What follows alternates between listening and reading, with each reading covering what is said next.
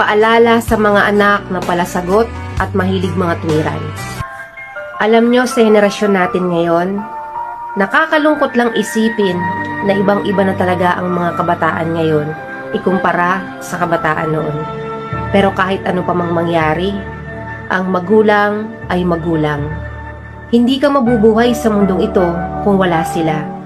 Kaya kung nasaktan ka man nila o may nagawa man silang pagkakamali sa'yo, wala ka pa ring karapatan na bastusin sila.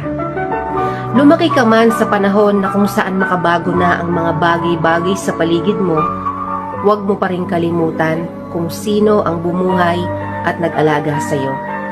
Masakit para sa isang magulang na pagalitan ng anak. Hindi mo yun alam kasi hindi nila ipinapahalata. Pero mas masakit sa kanila ang lumaki ang mga anak na walang respeto sa magulang. Matigas ka, di ba? Ang hilig mong sumagot o mga tuwiran kapag pinapayuhan ka.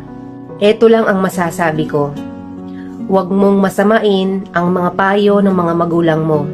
Dahil balang araw, magugulat ka na lang.